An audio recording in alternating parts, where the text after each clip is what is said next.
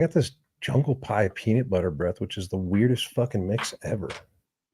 I'm gonna get these. Hey everybody, welcome back to your favorite late night Friday night hash cast. It is Variables episode 63. We are your hosts for Groli, Pedro, and Superior Buds, coming at you every Friday night at 11 p.m. Eastern time, streaming until that beautiful 1 a.m. hour Eastern time. If you're over here on this side of the coast with us, find us after the show, pretty much anywhere you get your podcasts, and of course live on X, Twitch, and YouTube every Friday.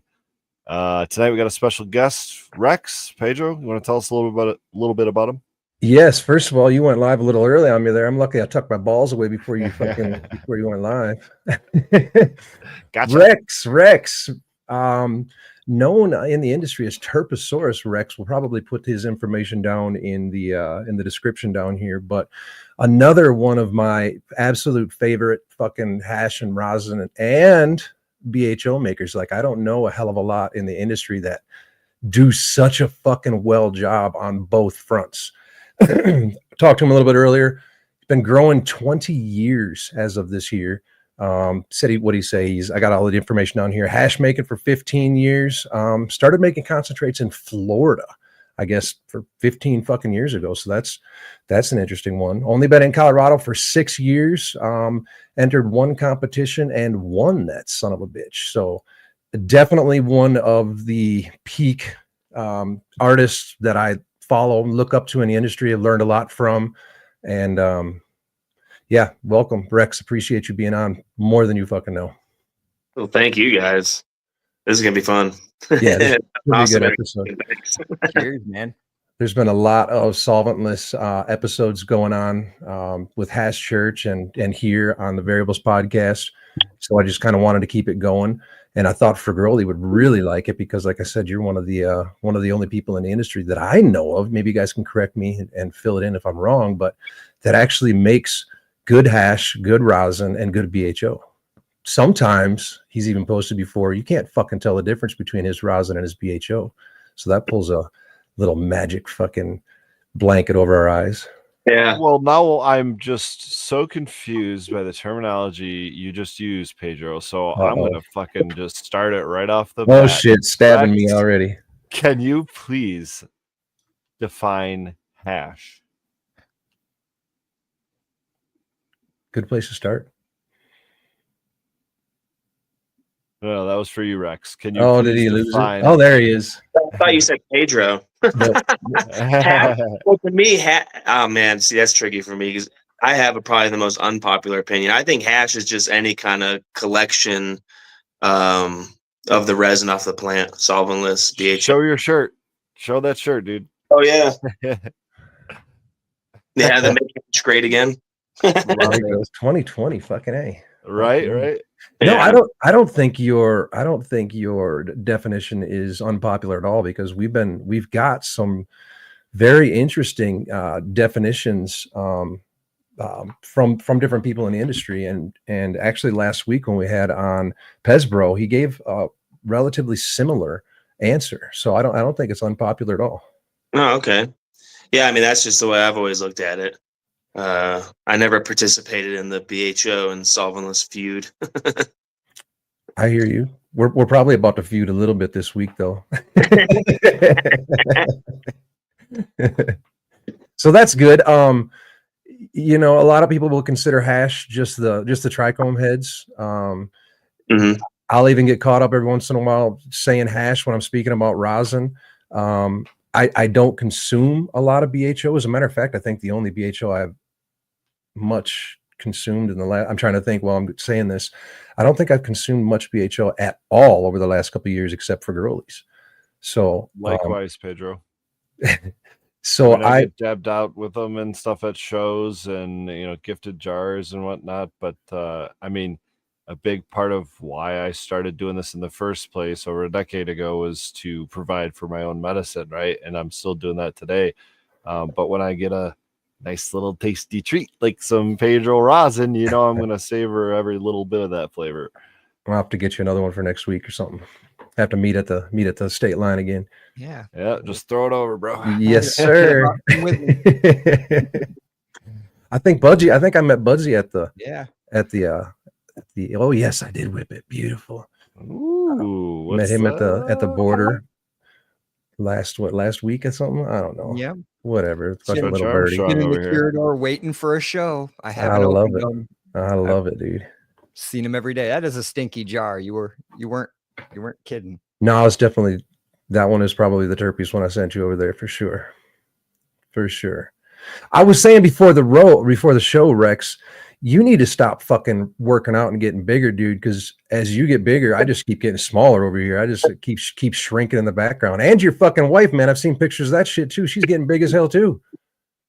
Man, yeah, I'm just trying not to get. I think we're just trying not to get old. How old are you? When you work out hard, you feel pretty old. Oh, dude, let me tell you, Or Especially 2 days later. it's a hell of a mind. What I want to say, mind game. Mind Yeah. over matter. You really got to push yourself to fucking do it, even when you don't want to do it. yeah, I And kind of that's have a bit of a addictive personality too. So once I started, I was like, oh, I like this.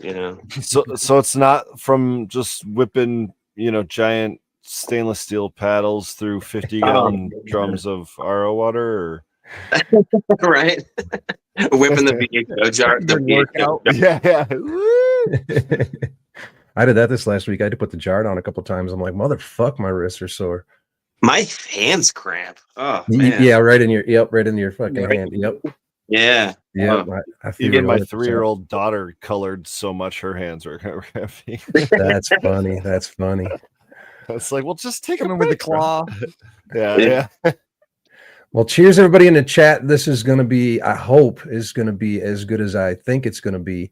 Let me just start off firing some questions at you, Rex. I don't want to get if there's any details that you don't want to get into, absolutely say you just don't want to go there.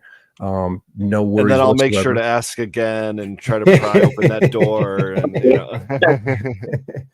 I'm gonna start out with the I guess one of the biggest question. What do you prefer?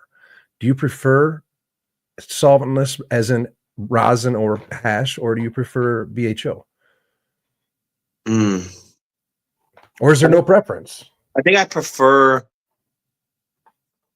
rosin, but I'll tell you what, you get good material and you can make some really good BHO. I think I just like the difference. Kind of like, when you go without smoking flower for a long time and then you have yourself a joint and you're like, whoa. Yeah. I think that's what I like about the two. There you go. You think there's really a difference in the way it hits you and or the buzz by going back and forth? Oh yeah, for sure. If you ran like fresh frozen, from the same, even the same plant, like a little bit of BHO and a little bit of rosin, it's going to test completely different. No shit. Even though it's the same exact starting material, not cured, not anything. Yeah. Different temperatures, different exposures to heat, different solvents entirely. Yeah, right. Absolutely. Yep. I even actually got into a conversation this last week regarding water being a solvent and why it's not considered a solvent in what we do, but water is the universal solvent, you guys. So it is what it is. Transport mechanism. When we're not using it like a solvent, but 100%. We're not using it to dissolve anything. We're using it to move things around. Well, in this conversation, we were actually hoping we were using it as a solvent to kind of dissolve some of the unwanted material. But it's easier to remove when it's dissolved. So I guess we can use it as two things, but you won't hear a fucking solventless guy say very much that water is a solvent. That's for sure. Terpenes too. Yeah, absolutely. Absolutely. What do you wash in? A few different things. I hand wash, and then because I run the solventless and solvent part of the lab, I do machine wash from time to time just to multitask. But I prefer machine? Just the old 20 gals. The old what are they, the Bubble Magics? Yeah, Bubble Magic, Costco, whatever the fuck, wherever you want to buy it. Yeah. Yeah, I just have 3 of them rigged together, all plumbed up and gutted and all that jazz. There you go. I've ran 3 5-gals. I've never ran the 320s. I always found it a pain in the ass to run the 20s because there's so much more modification than there is in the 5-gal. Yeah, and the collection. You almost have to time it. You can't really collect all three at the same time. Yeah, I suppose I did my 5-gals that way, but it's probably a lot easier than doing 60 gallons, all at once. Yeah. Cold room? I do not have a cold room. No. You don't have a cold room? No, I make all that milk in the room.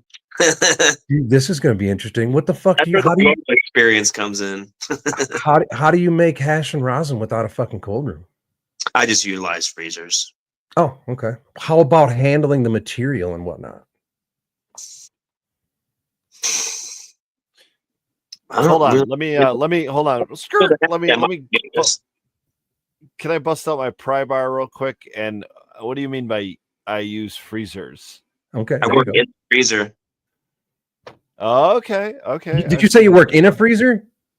I'll work in the freezer. Do my. He's got a cold room, ladies. That's a cold room. What do you think? Not a walk-in freezer. Okay. Oh, I get it. So to Big collect chest and everything, you freezers, work in a not even freezer. So necessarily you do utilize cold. You're just not in a cold room. I just use what I got. Yeah. Okay. I love that because a lot of people in chat, and I mean, this isn't a dig on anybody, but a lot of people in chat don't have all of the cold room, all of the equipment, all of the everything. And utilizing what we can, I think, is a really good door opener for a lot of people that didn't think they can. Yeah. And we're in an industry where people don't have the kind of money they did a few years ago to just throw it, a $300,000 wash lab. So yeah, Jesus Christ, man! I tell you what, they do get expensive. Not quite that expensive on my end, but yeah, they get expensive for damn sure. Every new thing you see on Instagram, it's gonna add up quick. Yeah, for damn right it is. Speaking of Instagram, here's his story today. I hope you guys are prepared for this. He's posted some before. That looks juicy. He's posted some before. What makes me juicy? Oh, this bitch, man. Look at those nipples. Fucking A.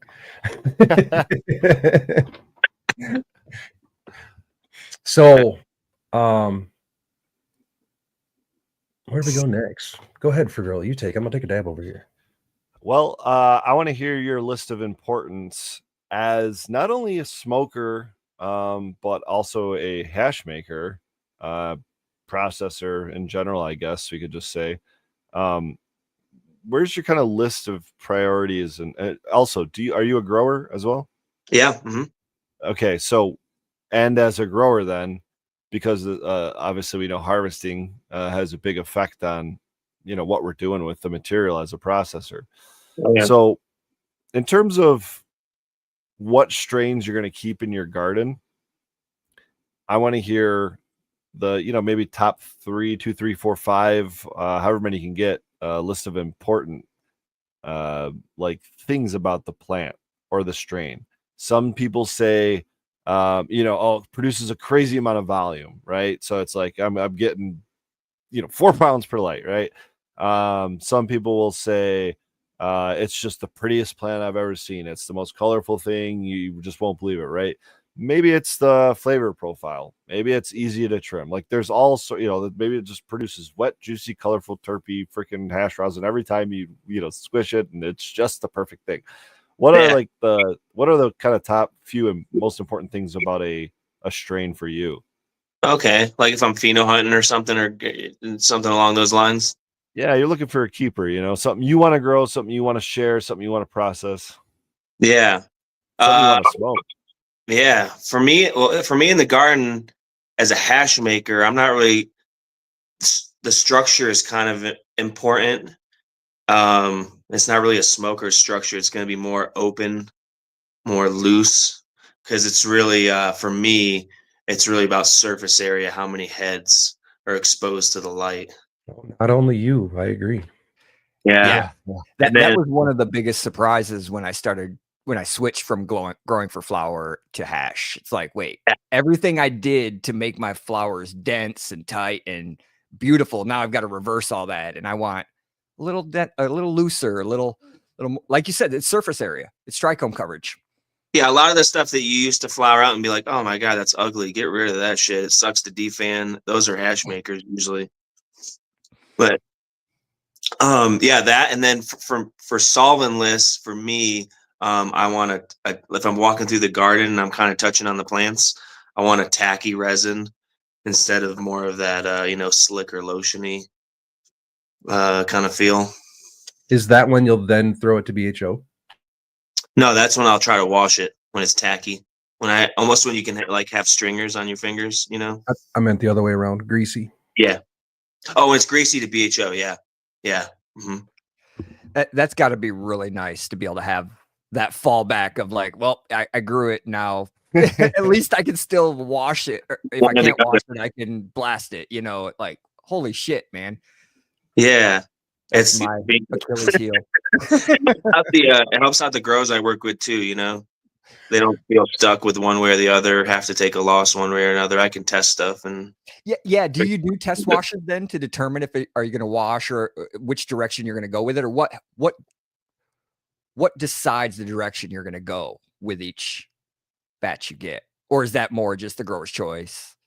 Well, the growers that I process for, I can't really control how they do it, but how I do it is when I'm pheno hunting, I'll test wash each pheno of a strain, and I'll run each one of those phenos as long as they don't have any kind of really crazy problems in the grow, like herming or any kind of really weird stuff. I'll run them 3 gens before I cut them out completely, because some plants can change quite a bit, and I've had hashers pop up like 2 or 3 rounds deep.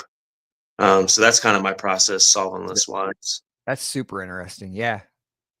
Is that just a what do they call it? I'm lost for the word. The phenotypical. Yeah. Well, the pheno, the progression of the plant itself, the drifting. I don't know. We just settling in. That's what I call it.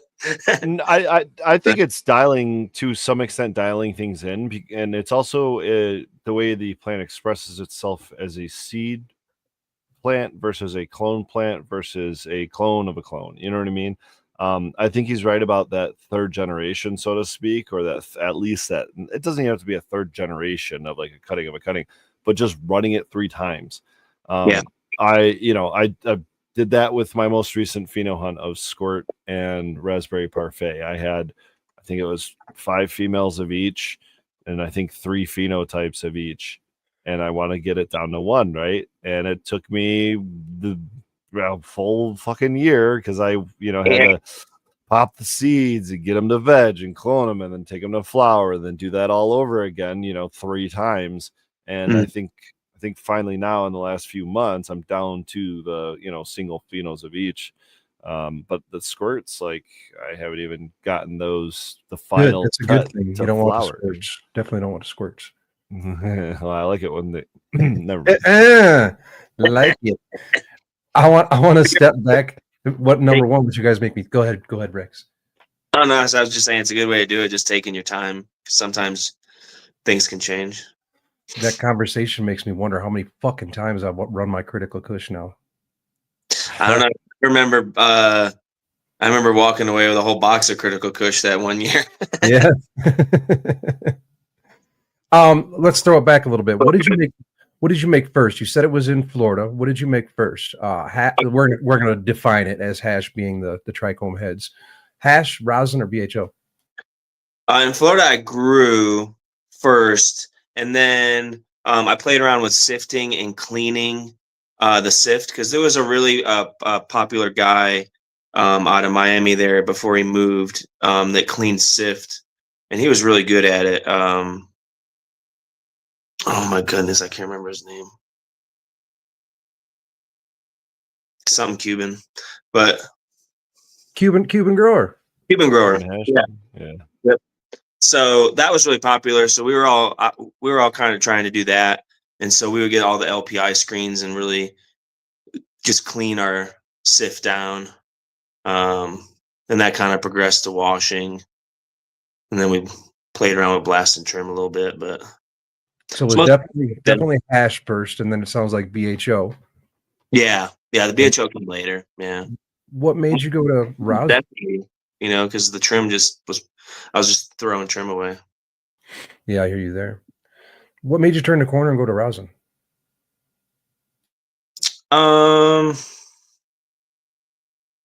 just thought it was cool to press that hash because I'd been making the bubble hash for so long, and none of it was really like a bubble hash that was like super high grade bubble hash. You know what I mean?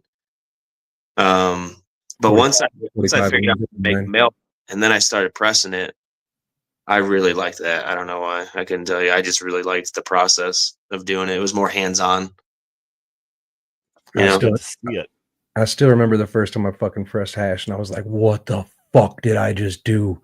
This is fucking amazing."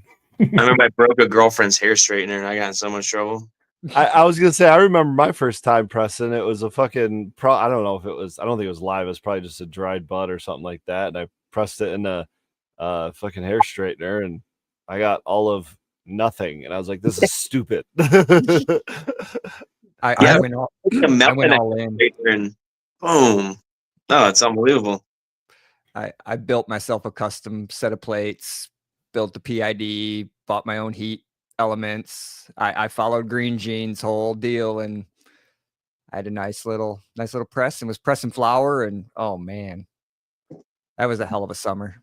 Yeah, I definitely never fucked with the hair straightener, but I definitely pressed my fair share of shitty flour rosin.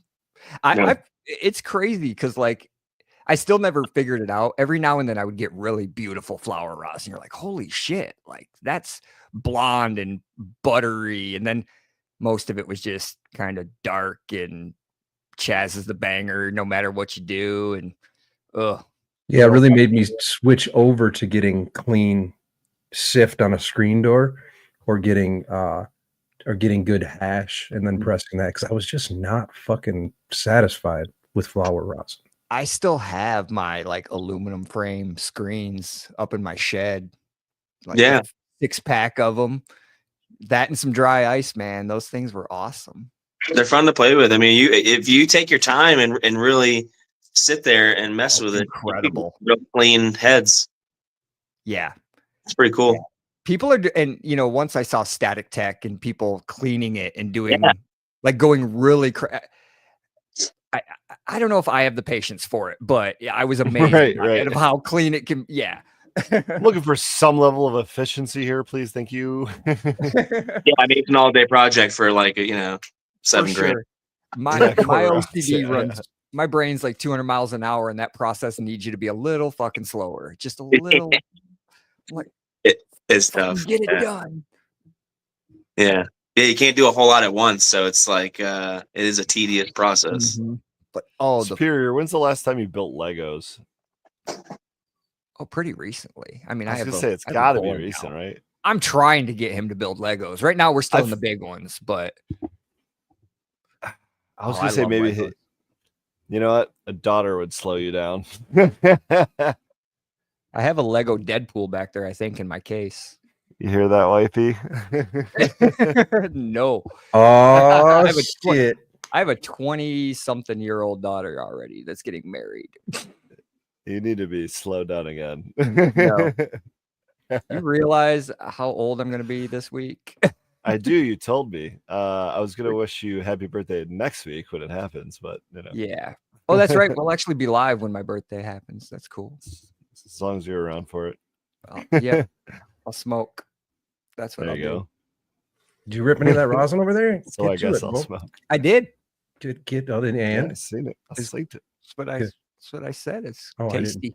I didn't hear that part of it. I was probably typing chat or something. No, very tasty.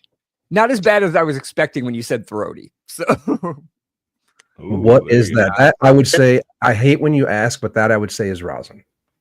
Yeah, it's Bruce. Can't get this light to turn on, but it's Bruce Banner. You do that quite oftenly. Oh yes, God. Whoa, there you go. Holy crap! Fuck yeah. Yeah, not bad. You've posted on your page and probably your story and whatnot. Hash or rosin? What do you think it is? Hash or rosin? And yeah, I'm always pissed off and hesitant to answer. Yeah, I get a lot of the CRC stuff too.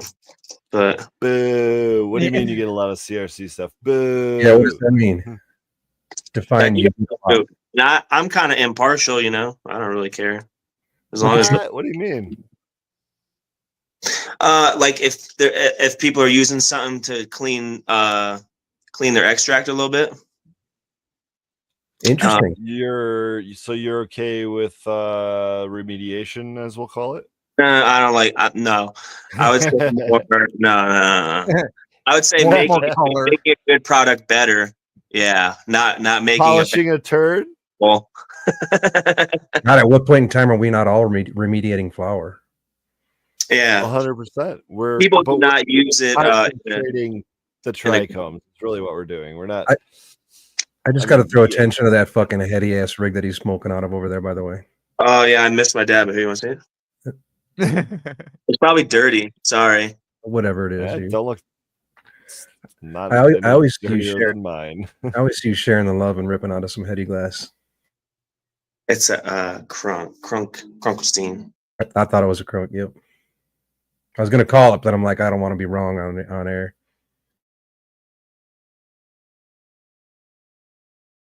What's for Girlie smoking on over there tonight? You're muted.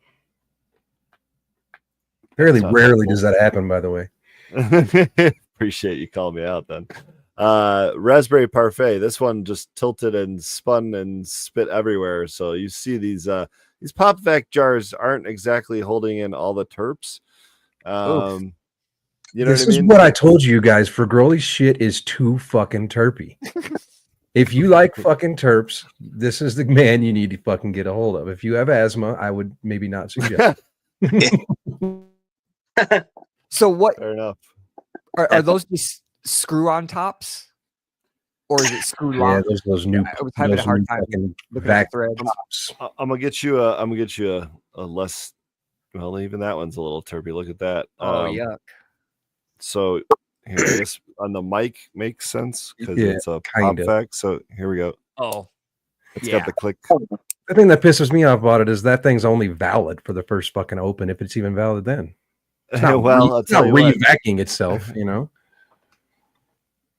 Yeah. I guess what you'd have to like chill it to get some level of vac in there before you can. Suppose. I mean, you would have to like seal it in a vacuum chamber, right? To keep. Well, I mean, if it seals and then it chills, it's gonna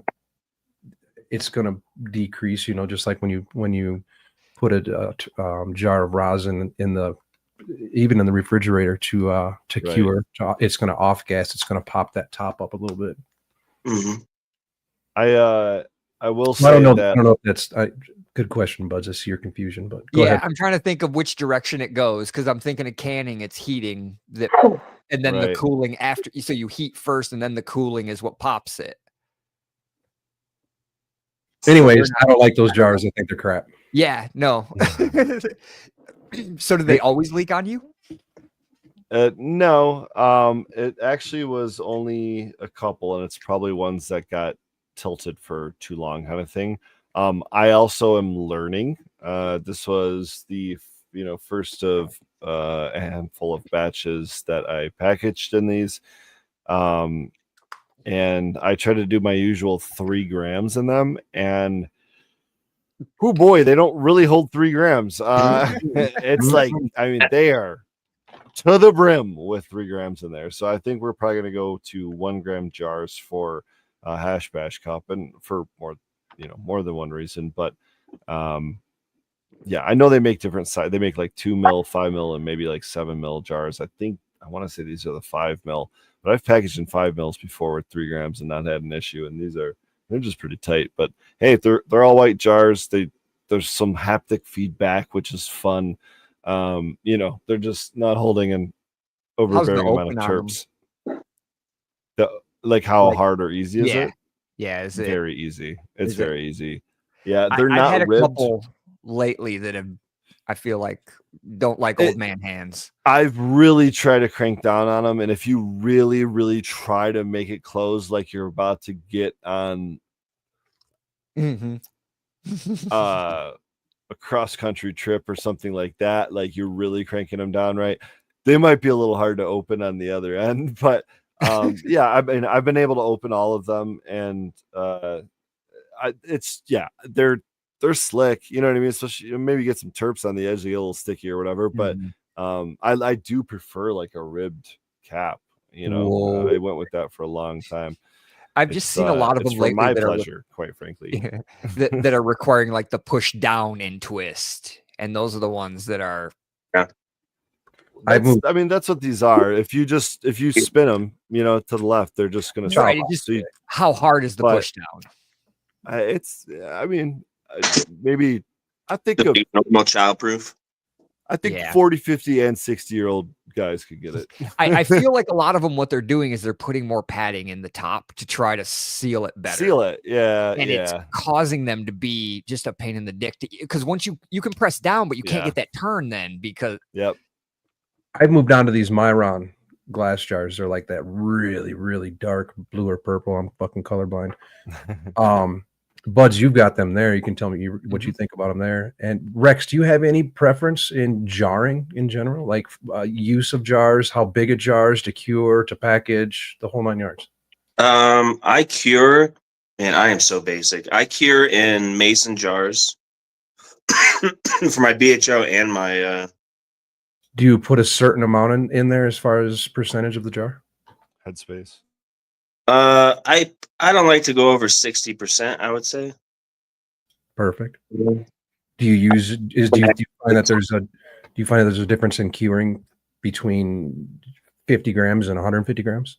No, I'm just tired of cleaning ovens when the terps come out the top of the jar and go all over the shelf. It's a real pain in the ass.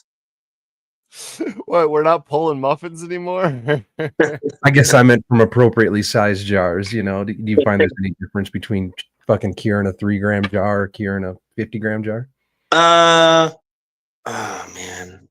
I mean, I think there is a point to where you're putting too little and too big of a jar. Like, you know, 7 grams in like, you know, a small mason jar like that would probably be a little ridiculous, probably dry out on you pretty quick and oxidize pretty quick, I would imagine.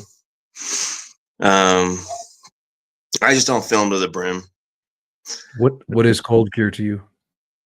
Cold cure? Colder than room temp. So if my room temp is 75, is 70 okay? I'd say so, yeah. Okay. Yeah. A lot of people will ride that, just like the hash terminology, will ride that cold cure and you got to be 60 or less, or you got to be 55 or less, or you got to be this or that, you know? But who's deciding? You know what? I think it's going to be different for each strain. I'm sorry, I am coughing.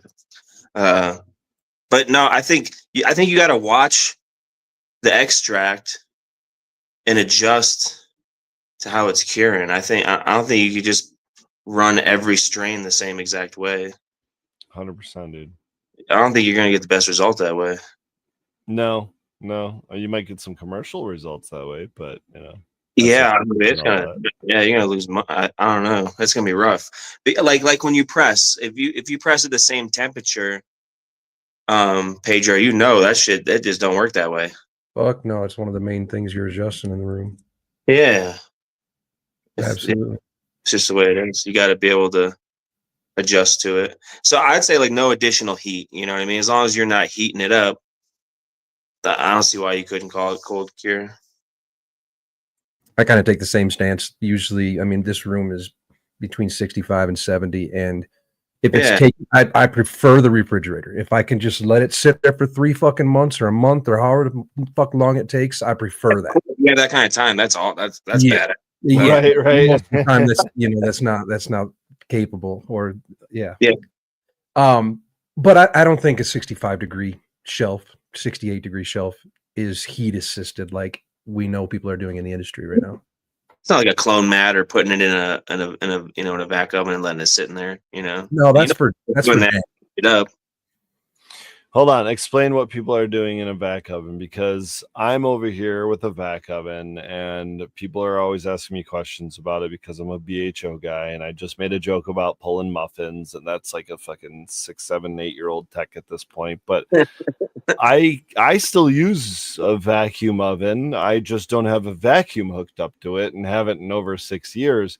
I use it as a vessel for a consistent temperature. It's a temperature controlled environment. Scientific oven. Yeah, it's sealed. You know what I mean? Like there ain't nothing getting in or out. And if I let enough hydrocarbons build up in there, that door might come popping a little. Hey, what's up, dude?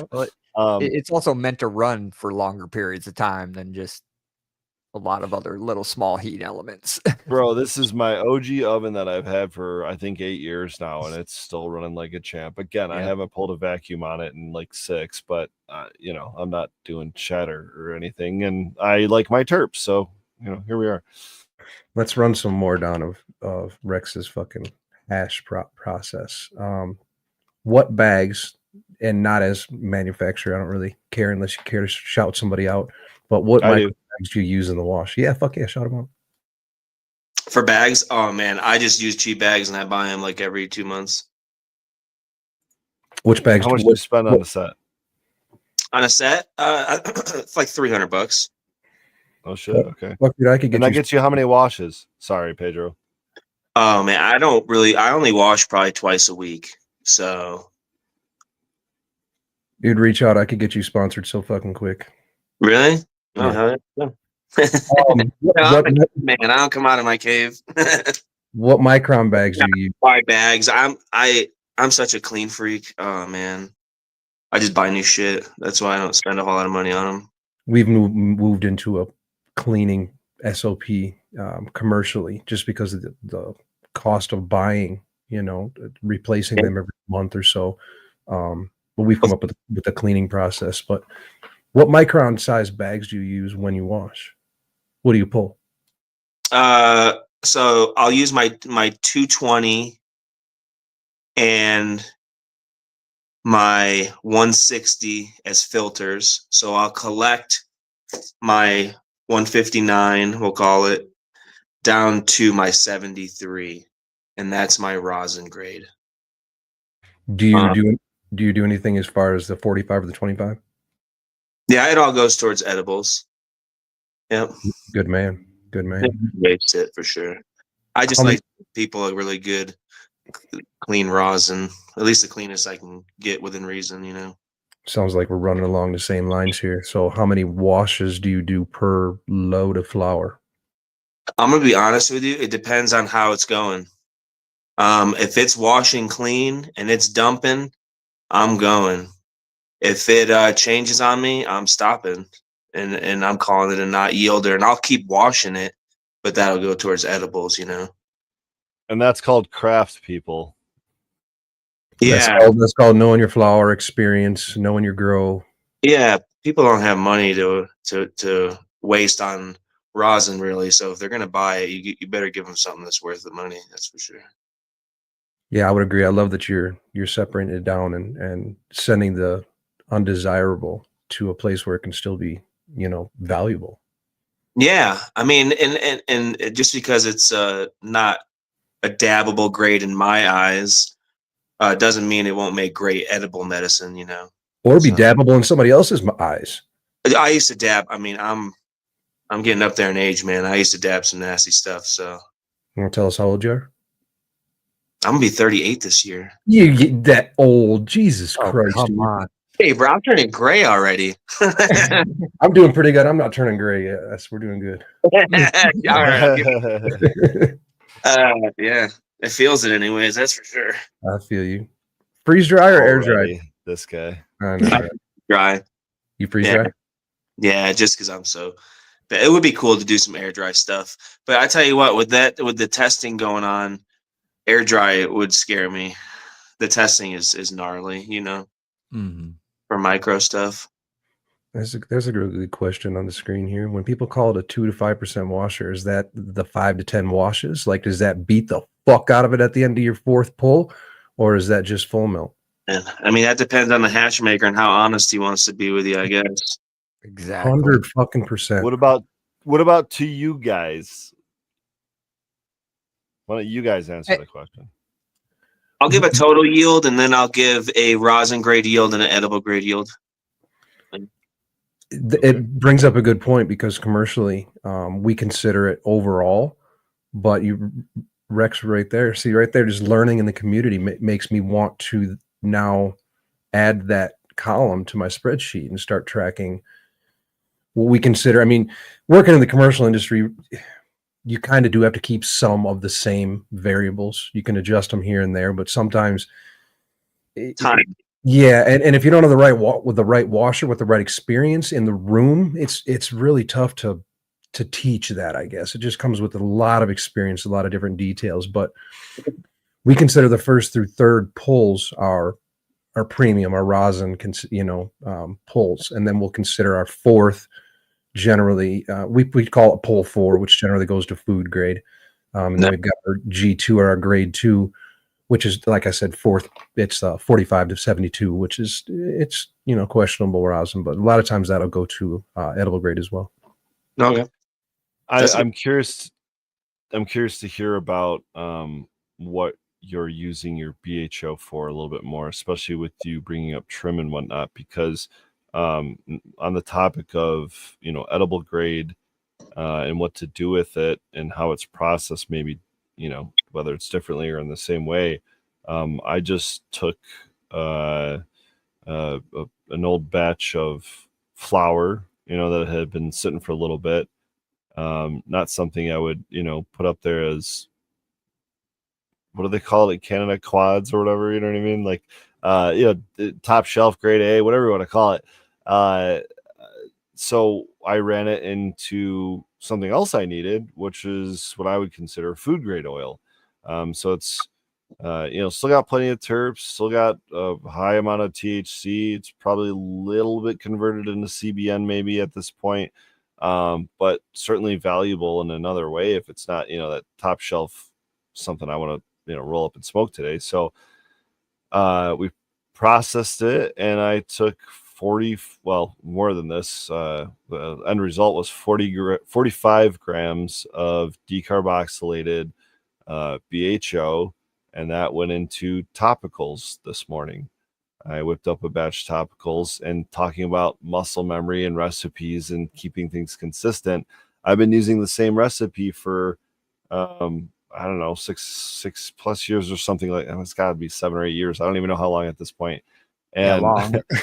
yeah, I was pretty stoked to see that, getting down to that last little bit of the batch I made, it filled up that very last jar. It was literally perfect. Like, the exact number of jars I was expecting to make is exactly how much it filled it up. And I'm like, it just works. You do it enough times, you write it down, it's just that repeatable, what do you call it? Superior buds. Consistency, man. Yeah, it's like something you can repeat and do over and over again. It's kind of nice. But all that said, Rex, that was beautiful, Pedro, whatever the hell that was. But all that said, Rex, I'm curious to know what you do with your BHO. I hate to see the fucking focus, but yeah. With what I do with my BHO?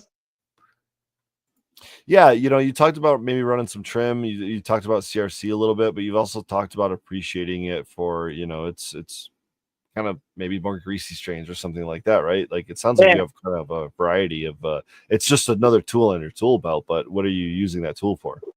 Yeah, so I have a whole line, like all those batters and BHOs you see on my story, those are all made from dry trim. So the grows, there's 2 grows that are sister companies with the lab that I run, and they supply me with just an ungodly amount of really nice, high quality trim. It is so awesome.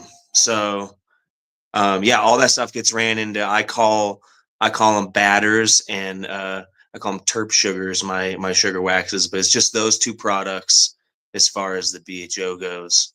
And then I do some live resins too, but I was going to ask, do you only do dry trim for BHO? And on the same question, when you wash, is it dry or is it fresh? Oh no, wash is almost always fresh frozen. Yeah, I rarely wash trim unless it's for something specific. Usually it's for a special request for Dude, that's a big Then- fucking shout out to chat, because a lot of people I feel in the industry feel like they cannot do fresh frozen because they don't have a fucking cold room. Oh no, you absolutely cold. Yeah, just keep your stuff cold, man. Keep your stuff cold. What is that, one of the variables? Yeah, there you go. Keep that vessel cold. Keep that water cold. And there you did you go. learn that from BHO, or is that something you learned?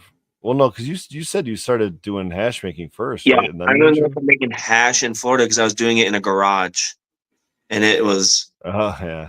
ah, Yeah, you quickly learn, oh shit, something's wrong. Something's not right here.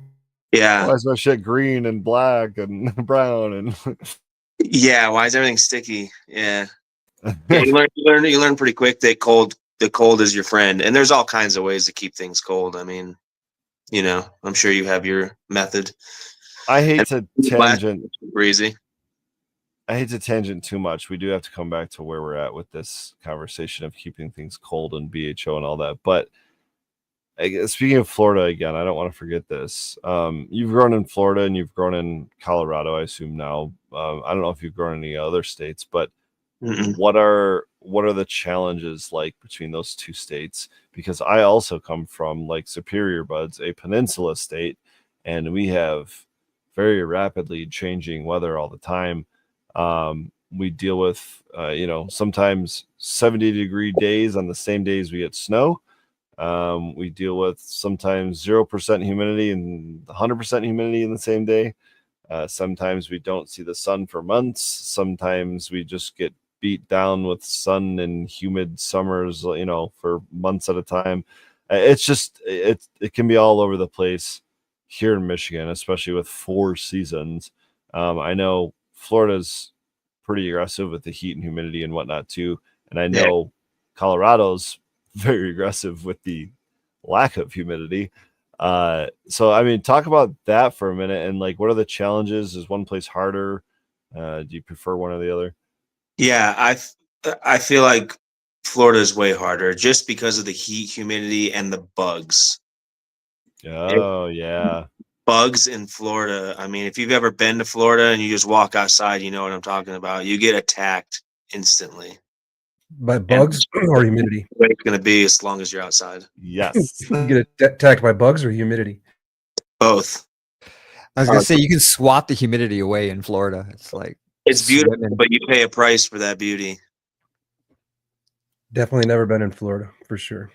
It's awesome, but it's humid and hot and buggy. We But used to joke that it feels like it rained every day at 3:00 in Florida. oh, during the summer, or yeah, most of the year, yeah, except for just the wintertime, yeah. Like the random boom, it just showers. Then after you're like, what the hell was that? Yeah, and the road steams, and you're Yeah, like, the hot rain.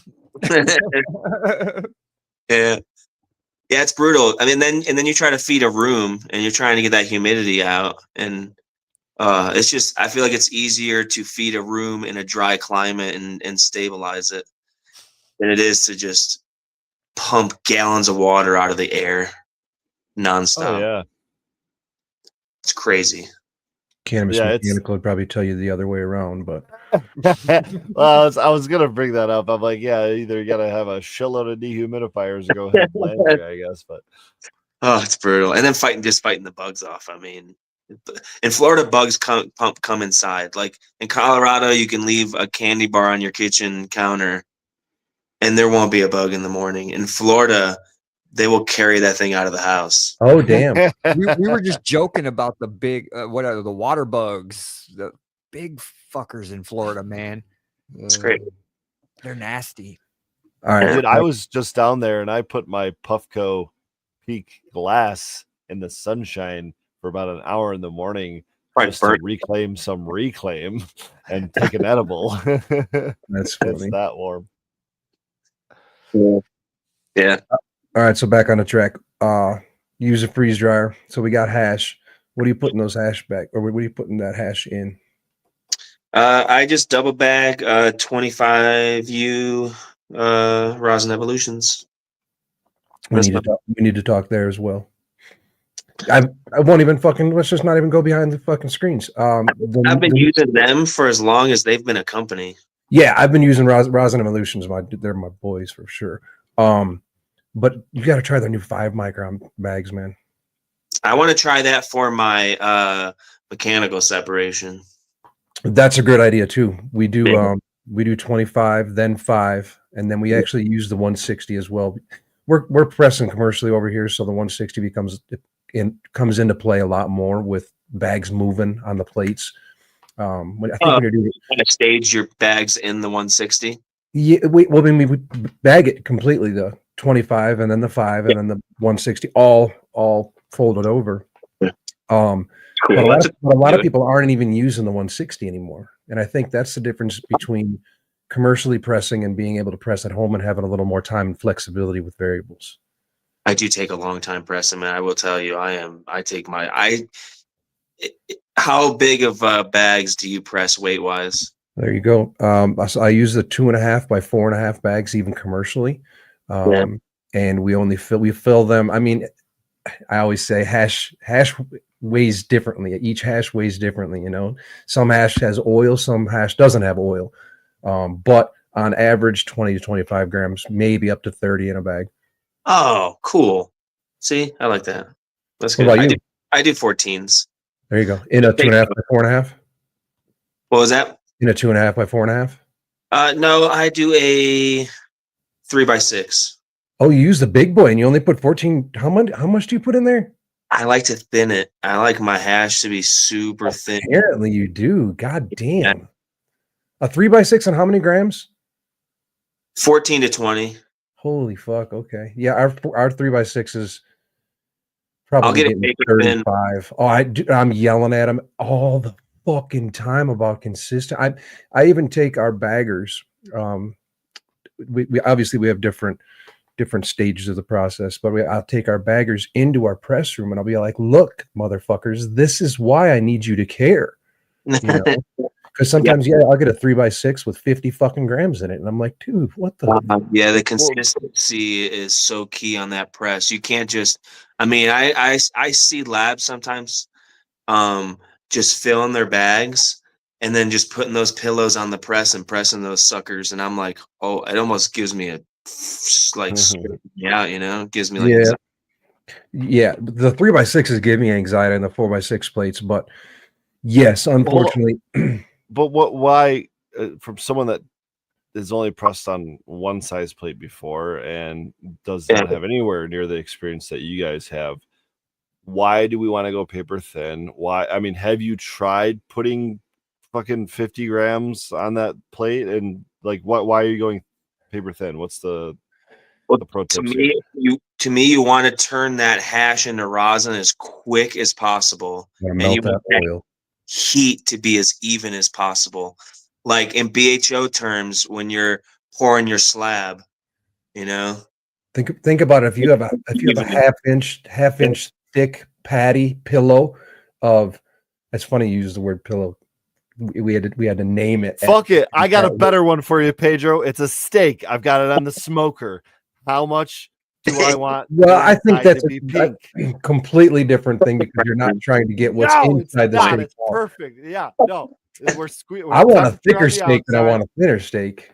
But in hash, I want it thinner on the inside. I want it consistent. If it's hash, though, right? Well, yeah, because if you're dealing with that half, I'm agreeing with you. Yeah, no, you are. if you're doing the half, because you're getting to the same spot. If you're doing the half-inch thick puck and you're doing plate temps at 170, 172 degrees, 169, doesn't matter. The center of that puck is not going to melt at the same. I can't think of the word. Thank you. Same rate as the inside. So you start applying pressure to the filter bags, and you're getting rosin out of the exterior hash that is melted, but you still haven't yet melted the hash that's inside the puck or the pillow.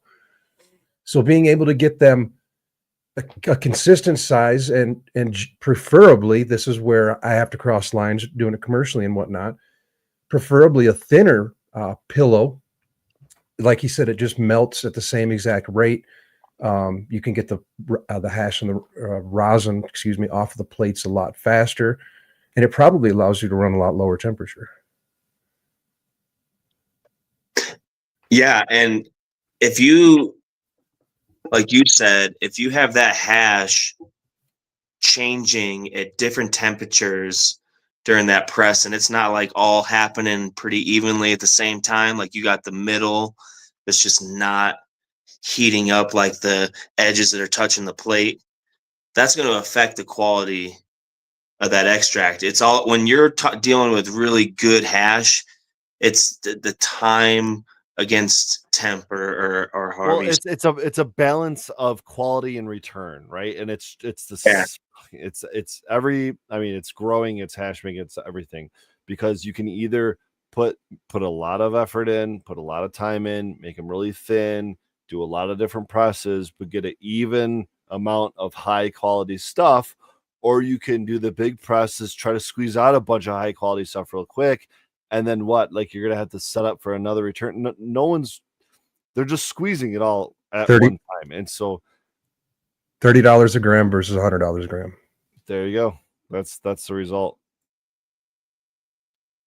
Yeah, there is a difference for sure. And when you make the longer you make hash, the more you realize that you want things to be nice and smooth and happen consistently, and you don't want blowouts and you don't want bags slipping, and you just don't want to see colors change in the extract as you're pressing it, you know.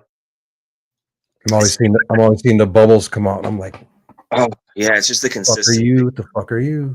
I think that was one of the most interesting things we learned last week when we were talking to Pesbro, is, him going in and barely touching the bag and just letting that conductive heat bleed through really low temperature, letting it bleed through and pre-warming as much as he can, because he's such a low temp that then he's able to apply just super low pressures and super low temp, but long time compared to what I'm used to, for sure. What are your temps and times and pressures, if you want to share?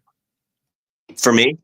Yes, sir. I always start at 160, and then I adjust per what the hash is doing. Are you on a hand pump? Yeah, I just love the feel. I like the feel. I don't know. Fucking people call me weird. I just like to. Oh, dude, I don't know. I miss the hand pump. I got electric hydraulic at fucking work, and I'm thinking about ditching the bitch for going back to it. Do it, man. I can't do it. Like, I gotta watch the hash and move the hand. Like, in my sick mind, I think I can feel the hash squeeze. You can. You absolutely 100%. Yeah. Like we were talking about it before. I learned, and a lot of us, without a gauge, when you had to feel everything. Or just and then you add a gauge, and it's like, oh shit, that was. Now you learn a lot more. You leveled up, and now we've got like the damn LT3, and holy crap, like it's fun. I've dialed in a lot of my feel based on being able to. I was already dialed in, but now it's like, oh, it's that little. It's like taking someone's blood pressure. You're feeling the bump, your pulse on the beat. Same thing in a pump. It's just that hydraulic fluid. You're just waiting for that little give. Yeah. And I urge both of you guys. I alluded to this last week with Paul. Play with the same temperatures, but lower your pressure more than you fucking put a fat man on your bag. Same pressures or same times and same temperatures, and put that bag up next to a bag that you would normally press. And I bet you'll be fucking surprised. I was fucking blown away. On how little pressure you needed? Yes. I think a lot of people way overpress, which causes problems in the end product. Go ahead. No, you're absolutely right, man. I mean, good hash, just it comes out of the bag. If it's not coming out of the bag, man, it's not a good hasher. It's questionable hash. Yeah, it's gonna either be dry, like super dry, or it's not gonna be. It's just not gonna be what you're looking for, And In my you're pressing it, and you're just like, I hope this is good. in my opinion, that's when like we were talking about last week. That's when you really start to introduce more of your waxes and lipids back into your rosin. Yeah. I feel Well, temperature, time, and pressure have a big play a big role. When you're scoping the trikes and seeing, the thickness of the cell wall and how much oil, how big are the heads, how much oil is actually in the heads, it's a big difference when you've got a small head with a big bunch of oil, or you've got a big head with a thick wall and it takes a little bit more pressure. It's interesting. And when you're packing your bags, like if that's going to be a presser or not, like you push on that bag with your finger and you're like, oh, fuck yeah. Or you push on, it's like, that didn't do shit. It's still sand. I like putting it between my hands, and then you start to get that little wetness, and you're like, "Ooh, buddy!" It just melting, just by a little body heat. It's gonna be good on the press. So, what do you do with the bags post press?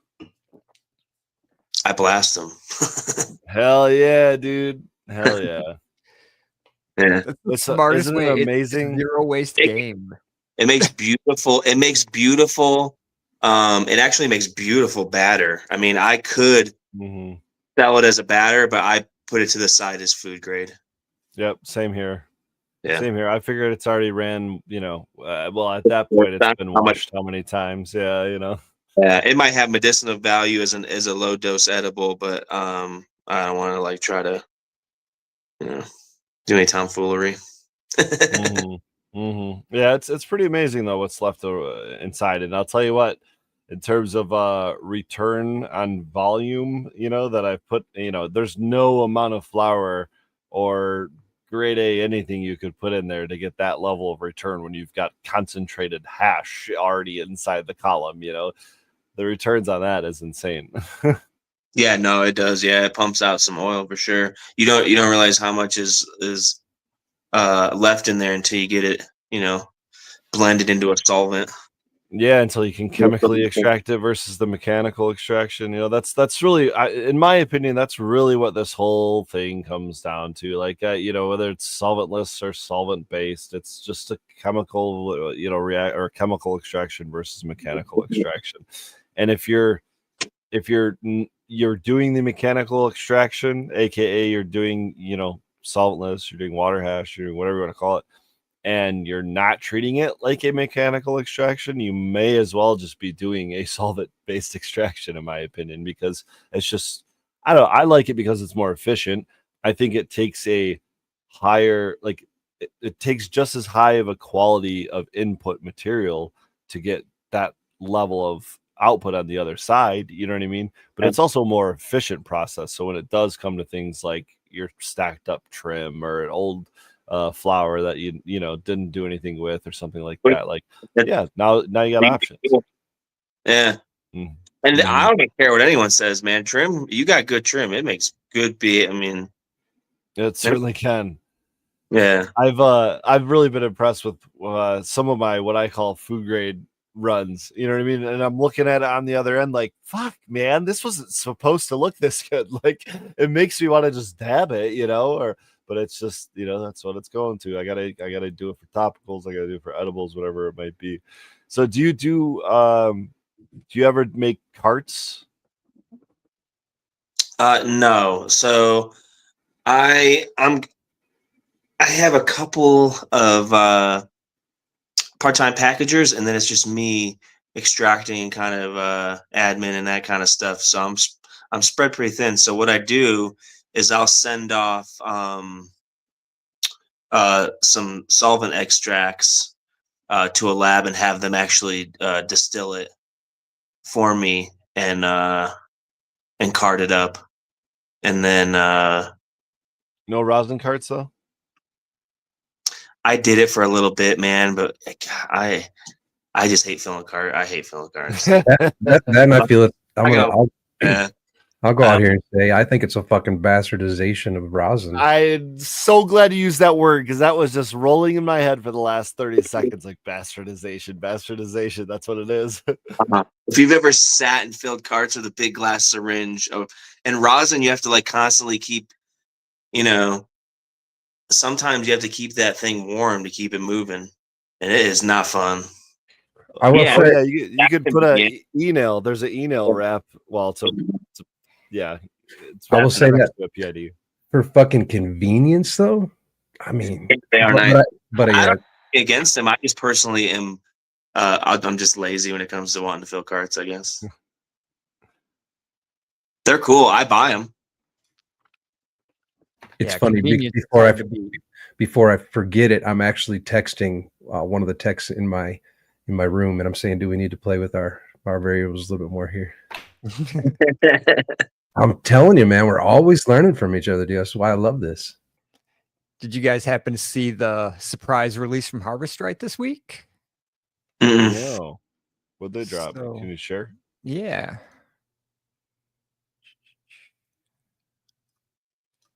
New freeze dryer? What is it? Oh. Wi-Fi upgrade kit. Oh, wait, that'll go on the Pharma? Yep. It plugs right in, automatically updates, as well as gives you app control.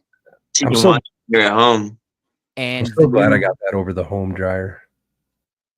Well, this works on mine too. So, Yep. Oh, it works on a home as well? Yep. Oh, no shit. Yeah, you just need version 5.5 or above. Oh, for $70, that's not bad, man. This is funny. Well, and that's kind of what I was going to get to here is, I mean, there is a better option for if you're super serious, but this requires 10 times actual modification of your freeze dryer. This upgrades the temperature sensors. There's a lot that can be fixed in the Harvest Right freeze dryers. The 4 trays aren't individually temperature sensors. It's average, this whole weird shit. So, but this is a nice little upgrade, and they were able to change. There's some interesting things. Like, I don't know how they did this, but apparently it no longer requires a 20 amp outlet, only a 15 amp outlet now. So they reduced by software, they reduced the amount of heater. It's got to be heater. And will it still do 24 hours with that power change, you think? Yeah. So there's a lot that was in with this. Now you do have to upgrade to make sure you're on the high enough version. Yeah. So I was going to say I had an incident with Harvest Right back in the day. I mean, I'm still on my first Harvest Right freeze dryer, but I ended up putting my freeze dryer in the back of my vehicle and driving it to the manufacturers to the back door and knocked out. I remember this, dude. That was a very interesting one. But those guys too. It ultimately came down to the version of the software that they were upgrading to at the time. It was shit. For whatever reason, I'm not technical about it, but at that time it was failing. And I wanted to go back to version 3.6.01 or whatever the fuck I'm on, and I am still on the same old school, probably one of the first versions of their fucking their software. So that wouldn't work for me. The cool new stuff, though, they outside of just making hash, they have all of the recipes in the system now. So including all the candy recipes. Yeah, I saw that candy mode in there. And they have eliminated oven preheating now, because now they've integrated preheating in on the trays for candies, where you used to have to put them in your oven at 200 degrees to melt the can or warm them up. Then you could actually freeze dry them. Now it's all in. You hit one button and the program runs. Yes, so go to anybody here in fucking chat. I go ahead and try to freeze dry candy or fruit, or go to your settings and just play with them and just blindly do it. Just have fun. Yeah, without the info, it's a pain. There's a lot of variables. Way learning curve, big time. Yeah.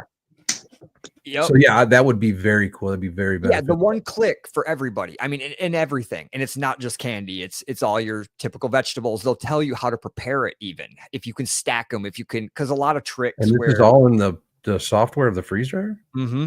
Well, there's the app now. The app you're talking about there. Yeah, the app. But the app, you press it and it fires your freeze dryer off with all the settings. That's pretty cool.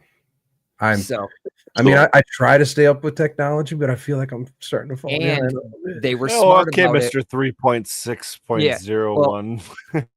Think about this though. They were smart about it. They allow you to put one in each of your freeze dryers, and the app can monitor up to hundreds of freeze dryers. That's cool.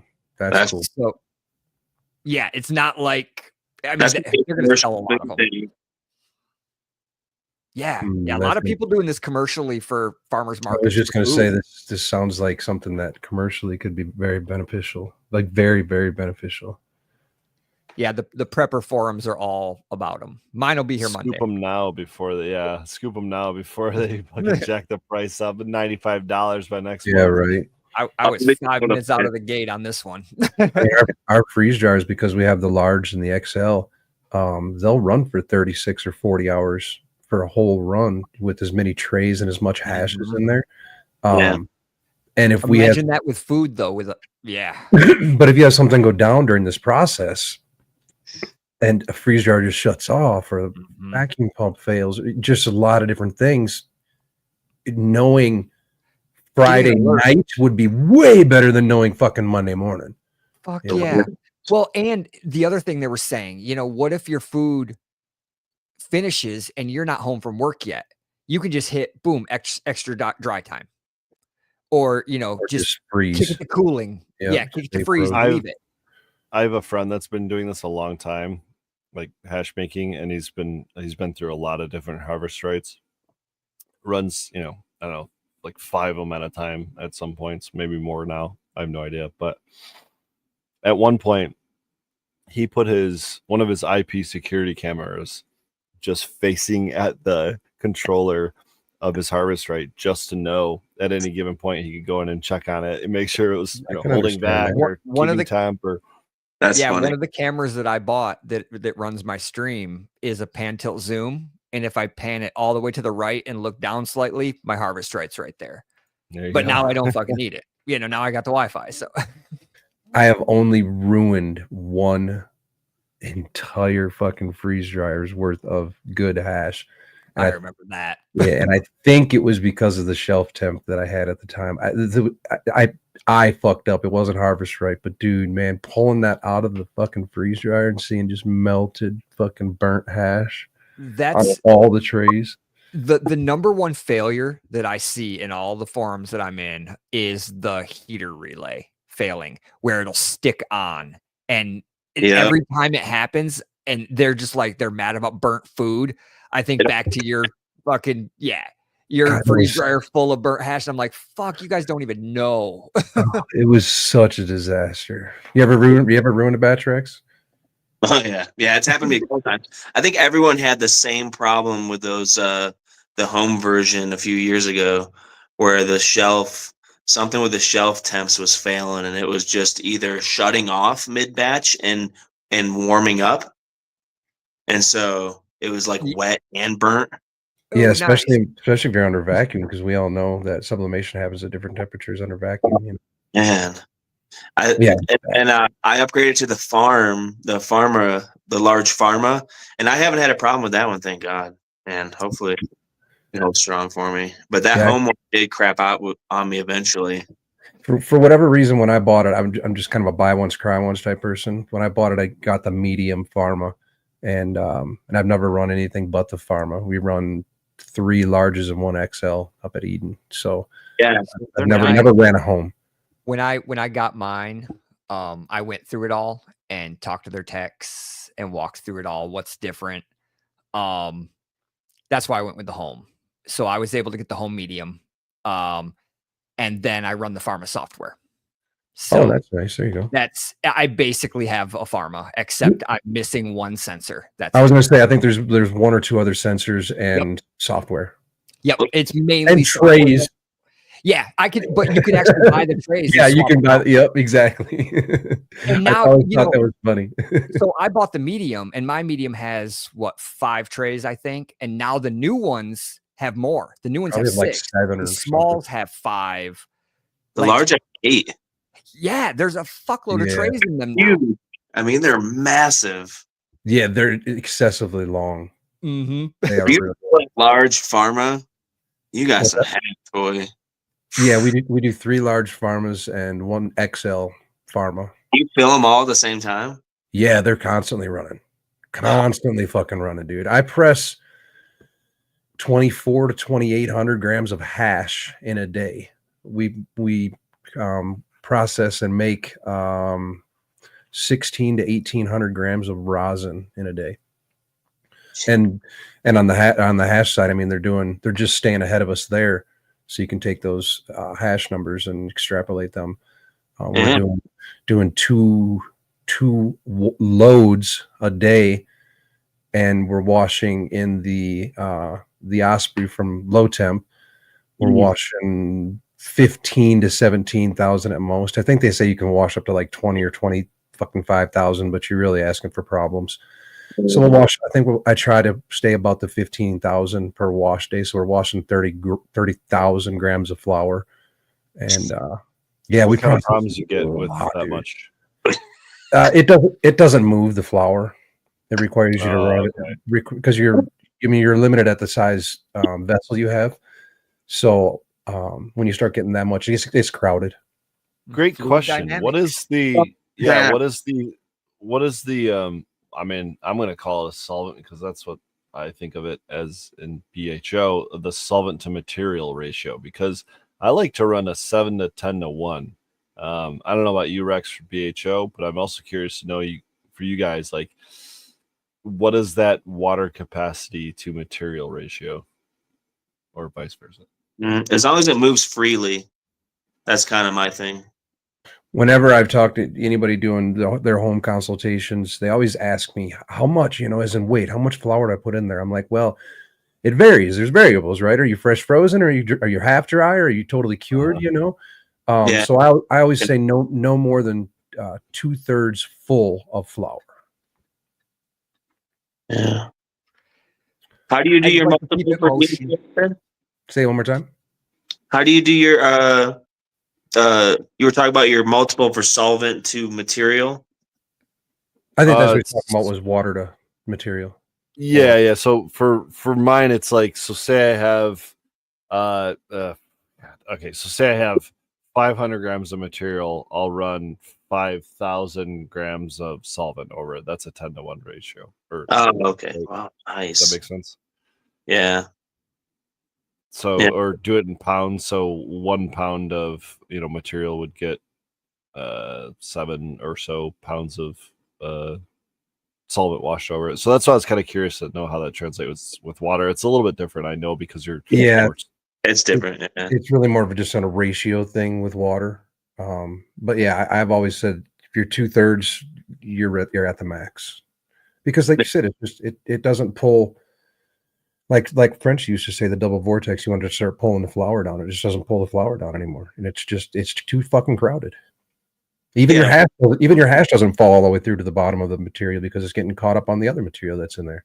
It's not worth it. Yeah, you're gonna end up just like either not getting a good yield or pulling a lot of stuff you don't want to pull, or requiring yourself to run at a much higher RPM in order to get that flour to move, which is detrimental to your end result. Yeah. I mean, whatever happened to taking your time, man. Take your time. Yeah, and that's where I was just going to say that's the problem is, me going in as a home grower, as an artist, as wanting to produce the highest quality, unfortunately has to make some concessions, and we have to kind of balance that, quantity to quality. We literally just had this conversation last week with the 2 owners at the table. Did you?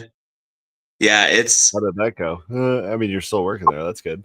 Yeah, I mean, I when I went into Eden, they were selling flour and they were going under. So I was brought in to see if we could make hash and rosin. And of course, I knew we could. So we made a bunch of hash and rosin, and then upgraded. I got them to upgrade to the Osprey. I got them to buy freeze jar 1, 2, 3, 4, set up the hash lab, get our water reservoirs, get our chillers, the whole 9 yards. They've invested, yeah. Yeah, it's super invested. But where the fuck was I going with that? Just coming in, quantity versus quality. Of course, I'm trying to convince them that let's do a more than premium line. Like let's do a fucking heady line. But doing that requires, just a lot, even when you consider packaging and testing and whatnot, it just requires a lot. Um, and ultimately, I mean, you're getting orders in. We're getting lots and lots of orders in, so you've got to fulfill those orders. So you have to pump out a certain volume in order to fulfill those orders. That's where quantity comes in, and we all know that there's concessions to be made between, to make you lean either towards quality or lean towards quantity. And asking how it goes, I literally tried to just express that in general, and that we needed to make use of the material as needed. If we have more food, we send it to more food. If we have more premium, then we have more premium. And I tried convincing them that if shops end up running out and yours is only there for a couple fucking days, then it's going to start to be more exclusive. Pedro, I think you're onto something. I just read a report that came out from LeafLink, and it was their winter 2025 or whatever report. I guess it covered November, December, and January. And it talks a lot about the tumultuous markets and how Michigan has really tanked, and some markets, some older markets like California, are starting to figure out ways to recover and whatnot. But one of the things I saw in there when it was in relation to, increasing sales, which tangent here, hopefully I don't lose my train of thought, but tangent was the 420 sales compared to any other holiday across the year is so crazy. It's like over twice as much as 710, Christmas, fucking 4th of July, whatever, right? But one of the ways they said to increase overall sales is, and this is from a wholesaler standpoint, great looking fucking hash over there. Good work, Pedro. God damn. Gracias. One of the best ways to increase your overall sales as a wholesaler is not by volume. So if you guys are doing 16 to 1800 grams of, let's call it, what'd you say, premium rosin every day? No, it would probably be more like 1,000 grams, let's call it, of premium per day. Fair enough. But so the other 600, we'll call it, is like your mid shelf or whatever, right? Your standard. Or food, yeah. Okay. So but already there, you're diversifying your end product into two different kind of lines, right? What they're saying is not by increasing volume, which means not by just increasing what you're doing already, not by going out and getting a couple XL, freeze dryers, and not by getting another of the same washer or whatever. It's by increasing what they call basket size, and I'll call it cart size because I think online shopping is pretty relevant today. There you go. He's got his own term for it. Average cart value. Average cart value. Yep. Excuse me. But not by increasing the volume of the products you're already doing, but almost by diversifying and increasing the basket size of your consumer. And one of the ways that they do that, and you'll see this all the time with promotional emails and banners at the top of websites, is spend $150 and get $20 off. Spend $200, get $50 off. Spend $250, get $75 off, right? They're increasing the discount for the more you spend because they want to increase your basket size, because for them that's more profitable, even if it means giving you a bigger discount, what it feels like on your end. And so that's kind of the same thing. I think there's a way to pitch this to the owners to, like, hey, it's a diversification of products. It's expanding the product lines. Shoot me that, will you please? I will. I'll send you the report. Please. But yeah, a lot of different ways. I will say I did find one key error in there that they had color coded the graph wrong. And at a certain point, I'm going through this, like, did freaking ChatGPT make this whole damn thing? And but I think it was just a couple minor mistakes like that. But yeah, interesting perspectives on the market either way. And that's not something I want to drag you guys through tonight, but maybe at another time we can go through that report. No, it definitely makes me feel good though, in knowing that what you just said is what I just said, you know. Yeah, I mean, it's like doing more of the same is great, but at a certain point, these markets expand and contract. It's still an emerging market. It's still an everyday kind of changing thing. And if you're not, you're not prepared to kind of flow with it, especially at the commercial level, I think you're going to be very challenged. Oh yeah. Are you guys rec up there, Pedro? Yeah, we're wreck up here. That's cool. It's fun, but it's still difficult. What was that? Say that again. I said, are you wrecking medical only Rex? A medical only. Okay. Yeah. So, yeah, it's a tough market for sure. Yeah, man, it's like 0.06% of our market here in Michigan. I'm not sure about Colorado, but it's very, very small here. And they're talking about basically rolling it all into rec here too by 2026. Yeah, it feels like, at least for me over here on the Western Slope, pretty much everything is just rec. Pretty much everything is just rec. Yeah, it just passed for us, so it's going to be a minute before it gets put in place. But our medical program has an EPC program where people can buy wholesale amounts. So that kind of keeps the market going. They're patients with extended plant counts. Yeah, we always go ahead. What kind of limits are we talking, or like wholesale amounts? What do you mean?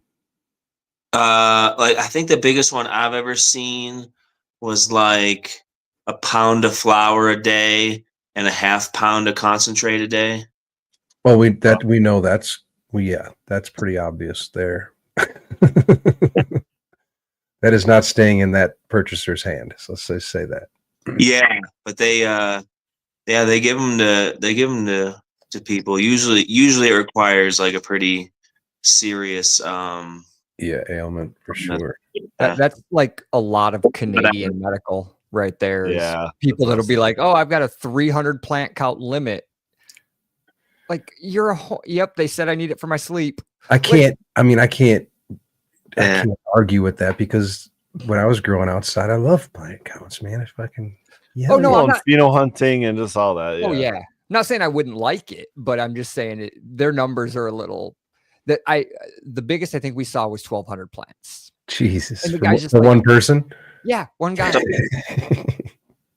Like that's his medically allowed just to grow enough medicine for himself.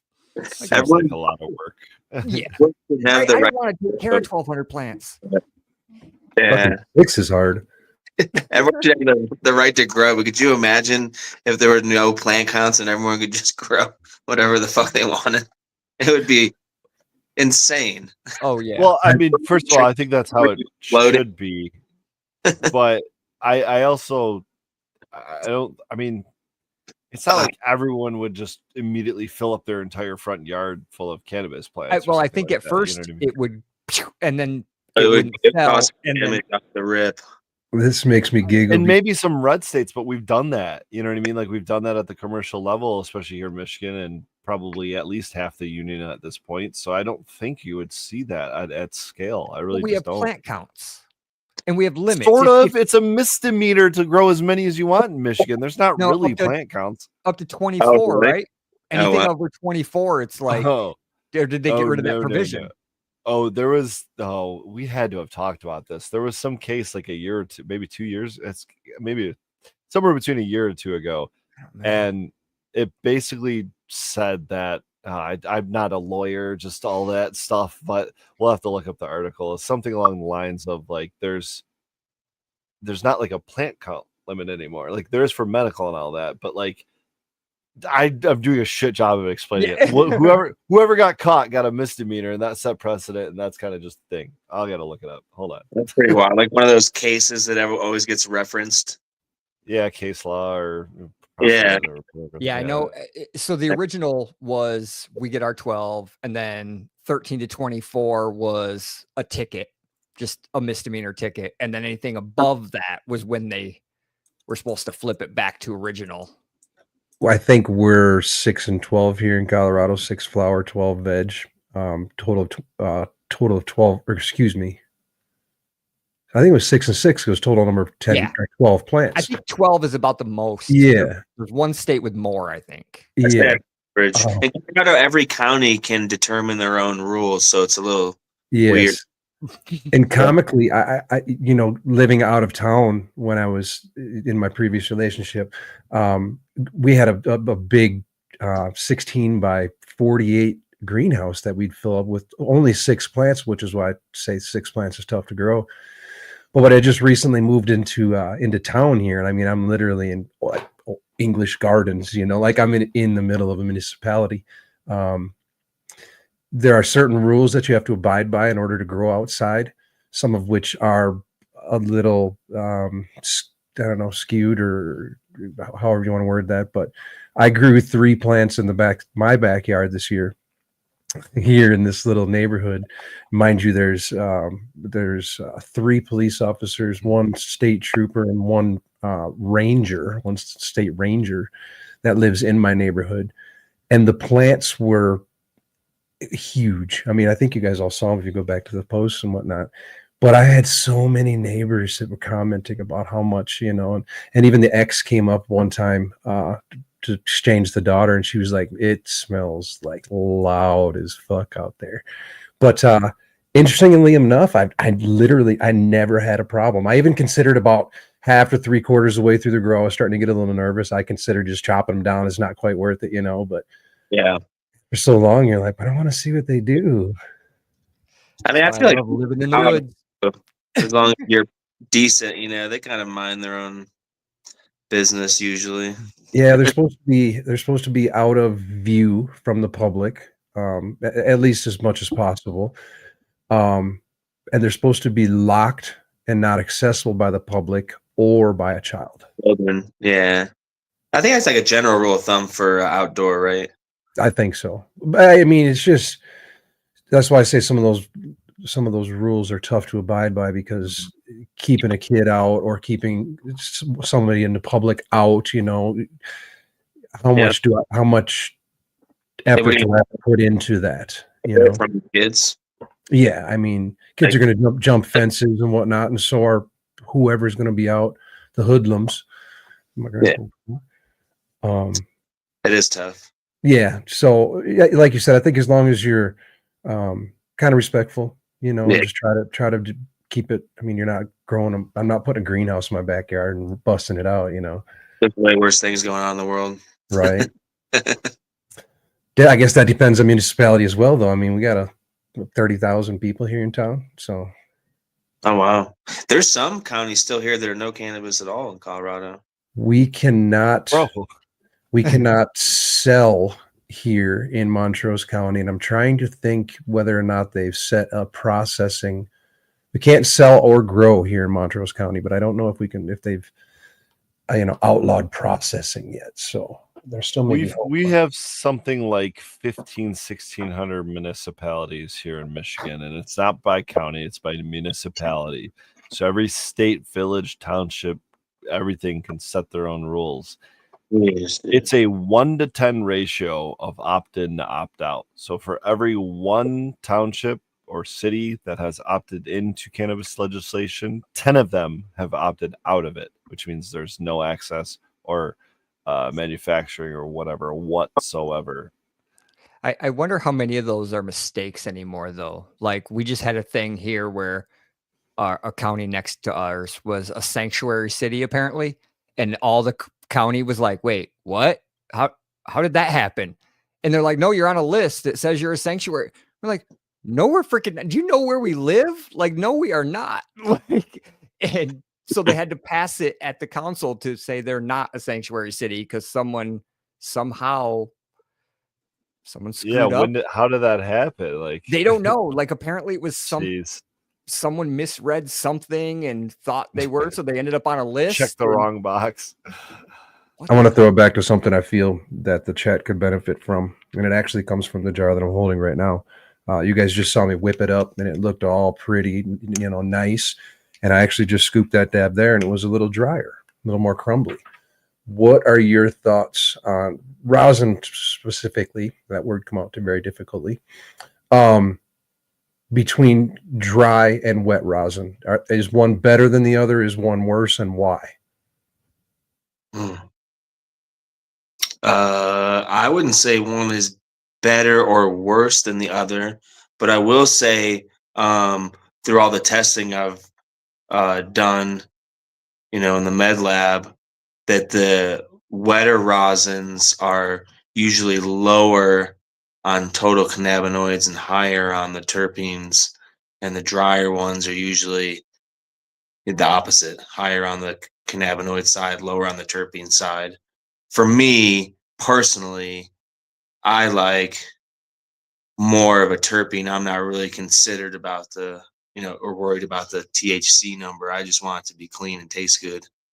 But that's what I noticed between the dry and the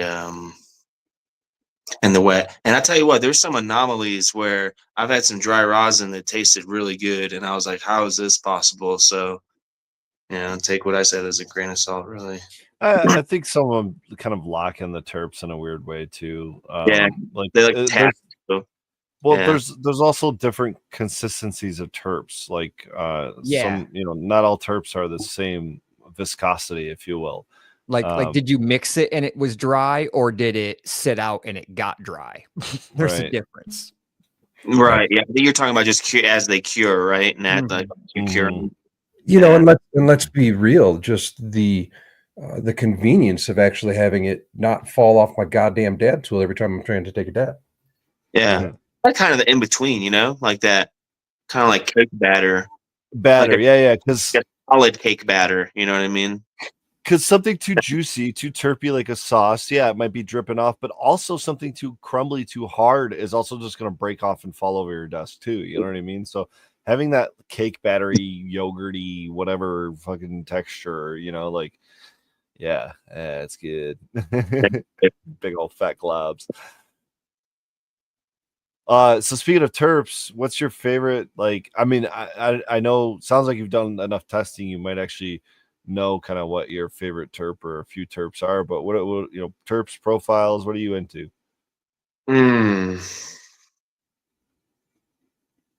Terps profiles. I mean, I'm an orange guy, which fuck yeah. I love tangy. I love all that stuff. I mean, I'm from Florida. I grew up eating citrus, so yeah. I love that shit. But like the strains like Tahoe OG and the Diablo OG, those profiles I really liked. Definitely not limited to just sweet. No, I'll do gassy, fruity, funky. I'll try everything. It's like food, like I'll try it, and when I take a dab of it, if I'm like, I smell it right away, and I'm like, no, you know what I mean? Like, so yeah, no, I'll try anything. The nose. Yeah, I'd say fruity and gassy are kind of probably my favorite profiles. Yeah, there's some funk that's kind of like me liking that 16-year-old aged cheddar. Somebody asked me the other day, they said, does it taste like old feet or old dirty feet? And I'm like, no, but it smells like it. And I really like terps that are like hard to find in solventless strains, like ones that you got to really dig deep and find, like lemon solventless strains that taste like lemon. It's like crazy hard to find. You're going to probably be mortified by this lid, but I think it also says something about it. Somebody was saying he needs some of Fergoli's Clementine. This has been sitting here for what, a year now? Yeah, Clementine. I'll get down on some Clementine. It's just been sitting over here. It's fucking finished for the most part. Just been sitting. Oh my god, dude! Platinum tangerine. Are you fucking kidding me? I'm gonna have to try some of this right now. It's still very pungent. Yeah, I'm sure the terps have matured a little bit. Or I was gonna say maybe not, because it's almost starting to smell like. It might be a little smoky. Like cleaning, like lemonine, like pine sol, almost like holy shit. Yeah, those haze terps all, in my opinion, all start going towards a very similar 6 month to a year kind of matured flavor. I don't know what it is, but Yeah, and it's lime skunk does it to some extent, but I think that like level of BO skunk kind of in there is changes things up. But you know, I And grow a lot of and if it already hurt me before, Jesus. yeah, well, it should be toned down at this point a year later, man. Shit, I haven't even used those jars in a while. Like Talk about shitty jars. yeah, right. That skunk, that's another really good profile. Yeah, man, that's so I won the 2019 High Times Cannabis Cup for the sativa category with that Clementine. I've been growing that for 7+ years or something, but almost as long as I've been growing that is Lime Skunk, and that's certainly been the favorite for the last like couple of years now of everybody. And I get it; it's my favorite wake and bake. Like it's just a like clear-headed high, but very much like go getter. But like you're feeling medicated, but it's not like, you know, it's not keeping you down. It's, I don't know, it's just a great overall like hazy strain, and it's the most pungent strain I've ever come across. Like you can blow out a dab of it across a warehouse and someone on the other warehouse is be like, who's smoking lime skunk? You know what I mean? It's like it's so crazy how pungent it is. And it's only like a 2 point, I mean, only it's like 2.6% in flower, the terpenes are. So it's up there, but it's not like a record breaker, you know what I mean? It's just it's like 2% or so. But yeah, it's an unreal strain, and I pheno hunted that from a 2015 pack of exotic genetics pulled out of Colorado actually, but pheno hunted here in Michigan, and it was hard to decide between two different ones, but I'm glad I stuck with the one I did. That's cool. We run so much exotic genetics. Oh, dude, we so much fire, man. This stuff, yeah. I found some really good walkers. I found a greasy grape pheno that makes hash, solventless hash, and it tastes like grape Kool-Aid. It's just unbelievable. I got my I got my primal punch that through early stages of flower tastes like absolute fake grape candy terps, you know, like that really good, like a Jolly Rancher or something, where it's just fake as fuck, but it's grape, you know. And grape ape. Oh, yeah.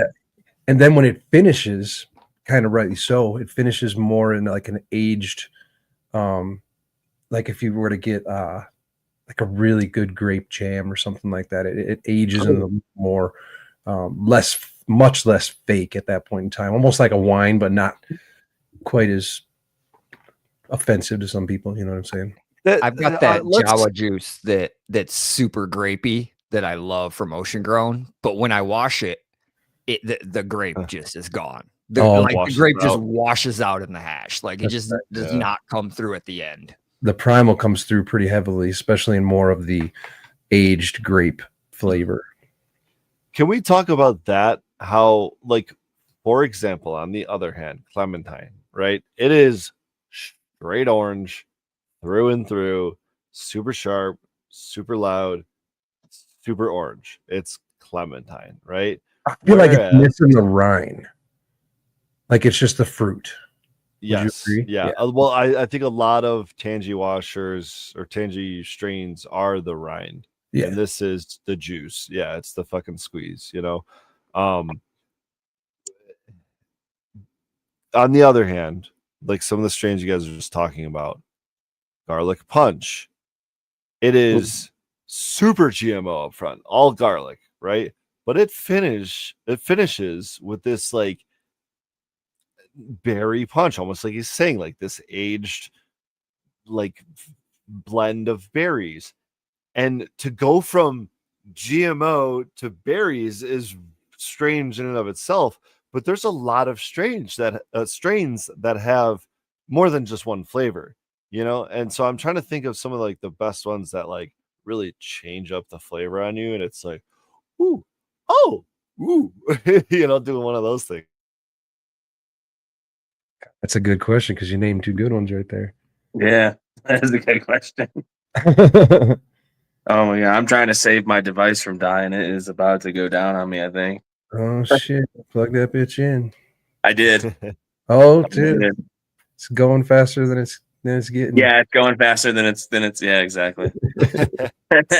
Well, if you lose, you were close. It went from 5 to 1. Oh, Like that. Oh wow. well, we'll shout you out in the comments and everything if you're hearing on us, but we'll keep chatting, I guess, as long as we can. Yeah. Those are some cool strains. I think I've had the Primal Punch. Didn't you grow? Don't you grow the Primal Punch too, right? Yeah, that's one of the. Yeah, I got the. I pheno hunted these. There was a number 1 and number 2, and I don't remember why I ended up getting rid of the number 2 because I remember it being a very good washer, but I just stuck with my number 1 pheno. It's such a, I don't want to say memorable pheno that Med Growers actually asked me to send him a clone of it because he wants to see what I did. I still have the version 1 pack of the Garlic Punch that I haven't popped yet, along with this. What is it, Gorilla Punch? I think so. Ooh. Gorilla something. I remember there being a Gorilla. Yeah. I might actually have it in the refrigerator here, but it's along the same line. Yeah, but when I heard that Garlic Punch, though, that just made me cheer up a little bit, gave me a little geeky smile. It's fire as ever, man, and it's some of the. I mean, it's one of those strains too that really like ticks a lot of my boxes because it is beautiful. It's frosty. It's chunky. It's good node spacing and stretches like I like them too, with just 1 fan leaf on each node, so it's easy to trim. It produces a lot. It's got great terps on it. It fades. I mean, it's an all-around great strain, and I mean, all props go to Med Grower because I may have pheno hunted it, but he gifted me that pack of seeds. Exactly. I could have done it without him. I would have done nowhere near it. I would have just been still growing clementine and lime skunk, I guess. What else we got, guys? I'm glad that we came on and we had a conversation on both sides of the fences, if you will. Somebody that was, again, I chat if you can tell me somebody else that does absolutely fire fucking rosin and absolutely fire fucking BHO, and a lot of times you can't tell the difference between the two of them. Put it down in the comments because I want to give them a follow too. But seriously, probably one of the only ones that I know, if not the only. Rex, what strains just don't wash for you that if you could, you would just process them as BHO to get get the juice? Oh man, I don't want to sound like I'm putting anyone down, but I hunted. No besmirching. All right, I'm not. I went through a bunch of cap genetics, a bunch of the map crosses, and there were some bomb strains. But man, I couldn't get any of them to wash for me. But they do make really bomb BHO. Okay, that was one instance of that. Where was it like a head size thing or something, or? I think so. Yeah, I think it just comes down to like the head size, structure, how easy it comes off the breaks off there, and then how durable it is to survive the wash. I think quite a few, probably a lot of things. What would you call those? All those different things. What was that? What would you call all those different things? There's a word. All the variables, right? Yeah. There's too many. There's too many. That's for damn sure. Seriously, hope you're keeping track of those and getting clips of those. Yeah, but on the opposite side, I've gone through a lot of Mike stuff, and it makes killer BHO, but also I've been able to pull some awesome rosin strains. So, is there anything that results in better? Is there anything that results in a better return on the solventless side than the BHO side? Have you ever experienced that? What do you mean, like what would cause it to yield? Like say you put 1,000 grams into solventless and 1,000 grams in your closed loop system, or your washer and your closed loop system. Have you ever gotten a higher return consistently on the solventless side over the BHO side? No, man, because you're getting all the little bit of cannabinoids that are in the stem of the trichome, and you're just able to pull so much more into that solution. I've never had fresh frozen yield higher solventlessly than it did in BHO. Unfortunately, it's just the way. And for why me. is solventless just so much more work? It seems than BHO, because you could It speak is to a lot that. of work. I talk about that all the time. I'm like, you guys, I feel like you're just taking extra steps. It's a labor of love. Yeah, I was gonna say, I almost feel like there's more variables in that than there is on the other side. I don't know. Fuck, dude. I mean, yeah, there's a lot of if you could be as OCD about it as you would like. Y'all You keep could, creating variables and shit. I keep trying to eliminate variables. You mean that's kind of where the OG art just kind of comes in, is being not necessarily stuck, but polishing without. I don't take advantage of those things, buds, because I can't fucking understand them. So I sit here with my paintbrush, going back and forth, and it fucking works for me. I get the Mona Lisa, Yeah, but some people write in a paper notebook. Some people build Yeah. spreadsheets and databases. I know, dude. And I try to one of the things I look up to you is, man, I can't even turn on my goddamn light bulbs because I can't get my goddamn Wi-Fi to work on my fucking phone. So there. Meanwhile, I got 40 of them in my house. I'm trying. They're awesome. Once you get it, man, they're so fucking nice. That's cool. New fucking phone.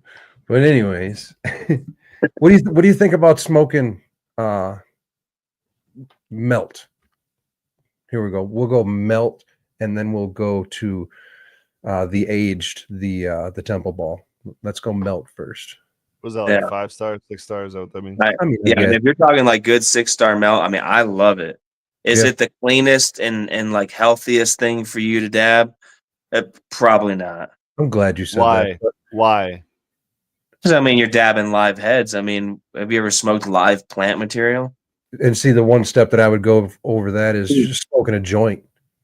This is what we're trying to refine, and we're trying to get out of, hopefully. This is still, I mean, it's still juicy. It's not dried out at all. Some people think that it's dry. I mean, it's dried through the freeze dryer. You know what I mean? Those dried through the freeze dryer, but there's still a lot of oil content in there. And a lot of plant matter. No matter how clean you get it, you still got all those all the dermal layers from the heads. So. I mean, I used to say for a long time, you want fucking full spec smoke flower. Yeah, but I mean, I do like dabbing it because it's a different experience. I mean, it's definitely a full range of cannabinoids and terpenes. It's about as close as you can get to that plant when it was in a pot.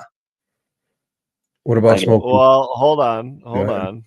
Is it, or is fresh frozen live resin, we'll call it triple hydrocarbon extract? No, I would say no, because it's not exposed to any heat. But I mean, I guess you could make BHO without exposing it to much.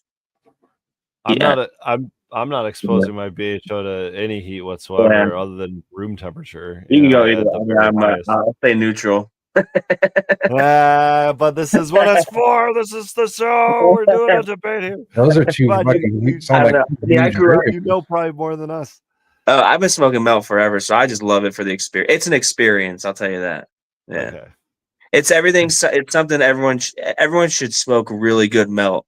Like everyone should go to Vegas. How should they smoke it? Something you gotta do. How should they smoke it? I would dab it very low, like 450s low. Enjoy it. Don't worry about how big of a cloud you smoke. Just breathe that. Exactly. I tell that with a lot of people with rosin, man. The cloud is just, it's just for show. I mean, I like taking hot BHO dabs. I am guilty. Dude, I love a hot dab once in a while. I love it. I'm scared, but if you want to taste it, lower it down every once in a while. It tastes good. It's like I'm glad you said all that, because that's exactly right, man. I love the variation of loving the hot, loving the small, or the low temp tasty dab, and the fact there's no wrong way to take your medicine, and then the fact that full melt actually does have the waxes and lipids that we're trying to get out with rosin. But going back to my original question, what about the temple ball? The aged hashish. See, I mean, if it was me, I've never tried to really dab it. I've done the the hot knife with it, years and years ago. If I had some now, I would probably infuse it and smoke it with some flour. I don't know if that's like I know, right? I don't know if that's a no, but that's probably how I would do it. I wouldn't know much another way. I guess you can. I'll tell you what, it will. Frenchie wouldn't be against it. I promise. No, he wouldn't. If you thought, some, I assume, live heads dirty up your bowl, this will definitely do it too. A big old temple ball, man. This thing will get it. It's a little dirty. It takes quite a few Q-tips on that one.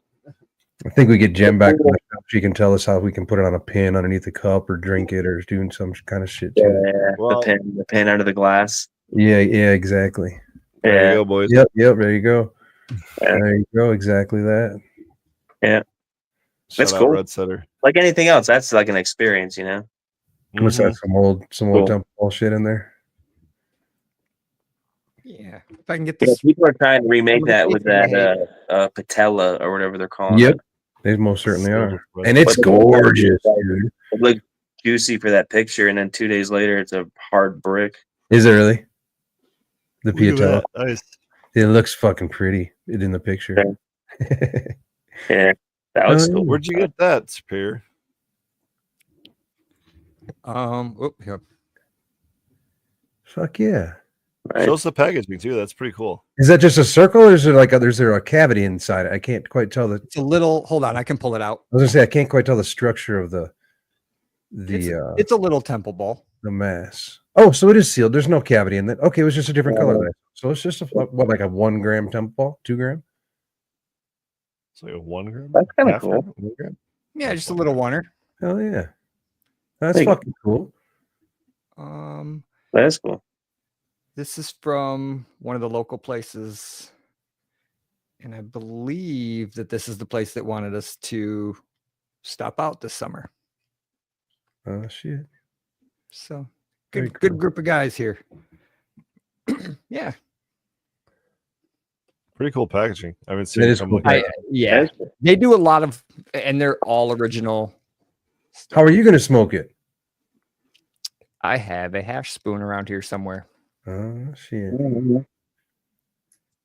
But they also gave me this, but there is no fucking way. Is that just a one hitter? Yeah. Little glass one-y. Yeah, I don't. It looks like a fucking crack pipe to me. I am not hitting that. Yeah, I just don't also see what that is. It's just gonna melt. What's a crack? Yeah, it does definitely look like a crack pipe. I've had a lot of those in the day though. That's where I started. So I started smoking was the old wood slide off top, not even the turn top, the slide off top. Oh. Yeah, old school. And I used to smoke this son of a bitch all the time. Those are so good for the snowboarding hills. Oh my god. You just hit 1E, get 2 hits out of that thing or whatever on the way up or cash it out. Way. Yeah. Back and go. See you. Yeah. Sorry. Smash a toothpick through it once in a while. Yeah, you had to do that. You had to do that. Especially got that resident, gooey, sticky. I was gonna say, trying to unscrew that thing though was a pain in the ass once it got. He's got another one. That unscrewed. yeah, right. Go to the gas station. You can spend another $1.79. Exactly. You have to go through the feeds for tobacco use only. Yeah. Well, shit, Rex. You got anything to shout out? Where can everybody find you? I assume on Instagram. We popped a little bit up there, but tell us, where can we find you? Yeah. Yeah, that's my main Instagram, Terposaurus _Rex. I did have a lab Instagram, but Instagram took it down. So make a new one, but that'll be up soon. The name of the lab is Terpman and Rosin for people that are in Colorado. But yeah, I appreciate you guys having me on. Dude, no problem at all. I more than appreciate you coming on. I knew when I sent these guys a message, hey, I got Terposaurus Rex on this week. Glad to have you, man. It was great combo. Yeah, very, very unique too, because like they said, there's not too many people out there doing both. You know what I mean? especially being hands-on. Some people might be the manager of a processing lab or something like that, and understand have some understanding of the overall scheme of things. But it's a totally different thing to be a grower, a hash maker, a smoker. Being involved in the business, like it's just there's a lot of variables there. Yeah. I look forward to smoking again with you sometime soon, Rex. Sounds good. Thanks, guys. Cheers, everybody. You have a great night. Don't forget to find us after the show anywhere you get your podcasts, and we'll see you next Friday. See ya.